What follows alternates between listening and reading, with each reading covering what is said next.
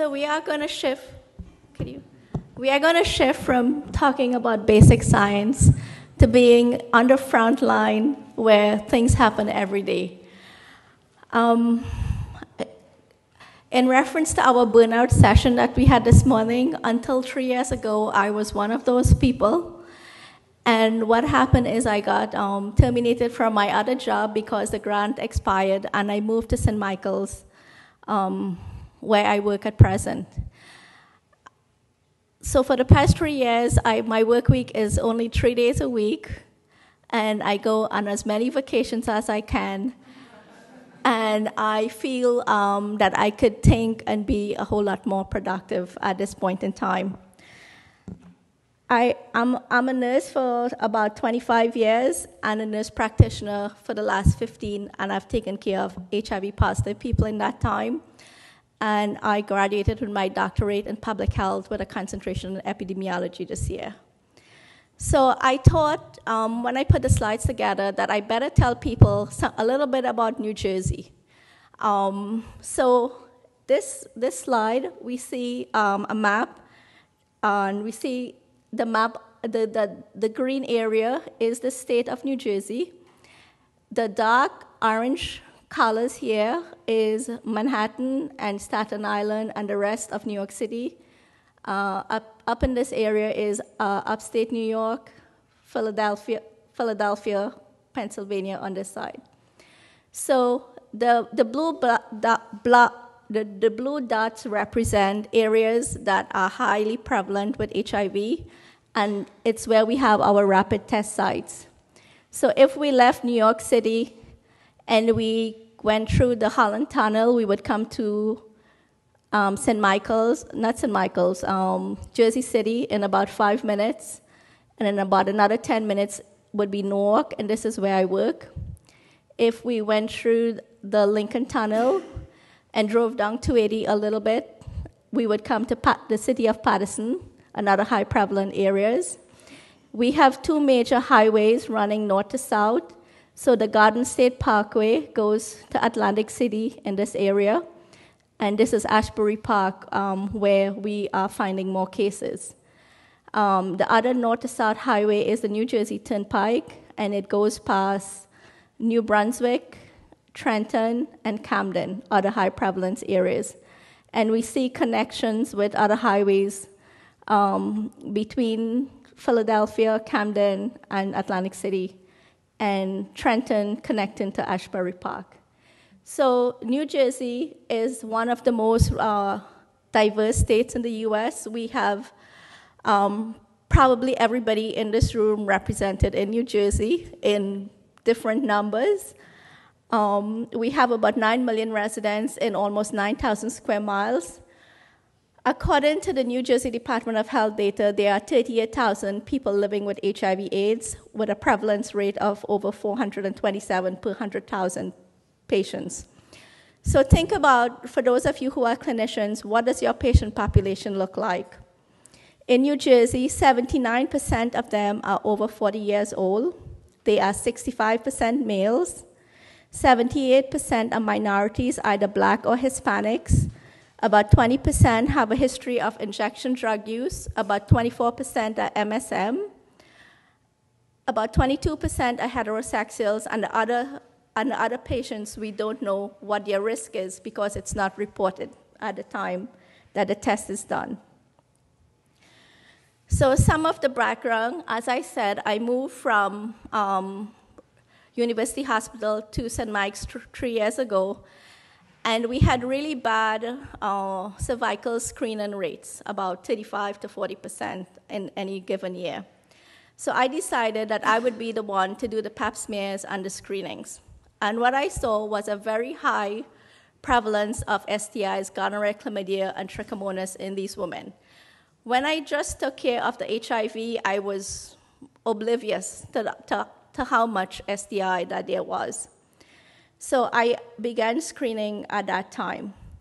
At the end of the first year, when I looked at the data for the women only, I saw some gonorrhea, some chlamydia, but off the charts was trichomonas. So the second year, I tested for trichomonas in males, in males also. Currently, a lot of the funding that comes to our area comes from the federal government, and they have quality assurance standards that we are required to keep. One of those is screening for gonorrhea and chlamydia in both males and females at least once a year. And we have done it urine for males and pap smear for females. In the STD guidelines by the CDC, trichomonas screening is recommended for HIV-positive females only, not males. So there is not a lot of literature about trichomonas screening in HIV-positive males. So I'm going to look at the rates of gonorrhea, chlamydia, and trichomonas in our clinic, and I'll present those. So we did a retrospective chart review in the study period to determine the results. And women were screened using the Aptima unisex swab collection for endocervical specimens, and men were screened by UrinNat using Aptima. And these were all asymptomatic patients. My analysis is very simple. I'll look at the baseline demographics of the patients, and then we look at the prevalence rates. Of 1,184 patients who had at least one medical visit in the study period, at least 65% of them had one STI testing done. So in the charts, I would see maybe gonorrhea and chlamydia were done most commonly. Some patients, males and females, had the trichomonas done. Baseline characteristics were similar. In our clinic, we had 62% males, 52% were older than 50 years old, primarily Black, 70%, and I have the insurance status. I talked about the money we received from the federal government, and it's called Ryan White funding, and it's called, there was a little boy at the beginning of the epidemic whose name was Ryan White, who had hemophilia, and he and his mom stood up and went before Congress advocating for funding for patients with HIV. And that money is called after him. So these are people without any insurance coming into the clinic. We have Medicaid insurance. That's public funding also through the state level, and those are for very poor patients. Poverty level, maybe around $15,000 or less would be their income per year. Medicare type of insurance refers to patients who may have been retired over 60 years, 65 years old, or patients who would have disability also. And then private insurance were 14%.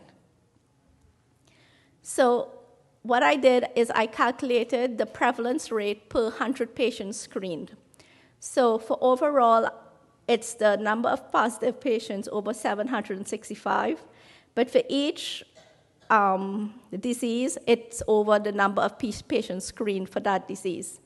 So we see that overall, females had a higher prevalence rate than males, 12.8% compared to males, more than 6% higher.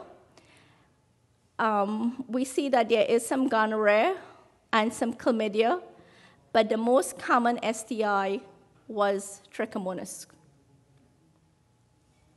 When we look at the prevalence of STI by age, the group with the most STIs were in the 35 to 49 years old group, 8 per 7 per 100 people, 18 to 34, 6, and over 50, about 4 per 100 people.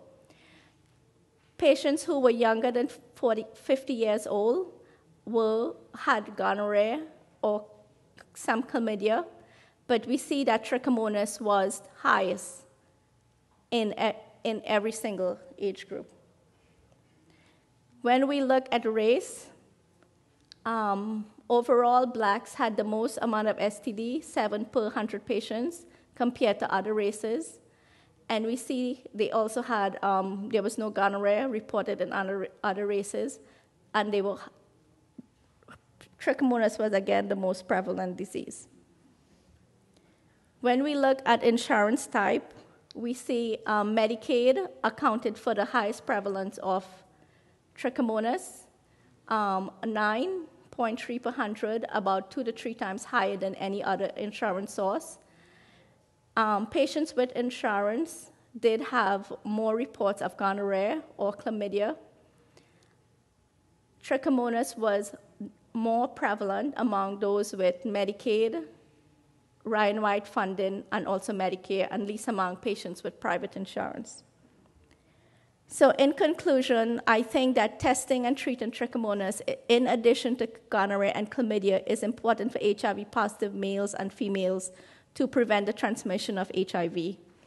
It was the most prevalent STI in our clinic regardless of the age, race, or insurance status.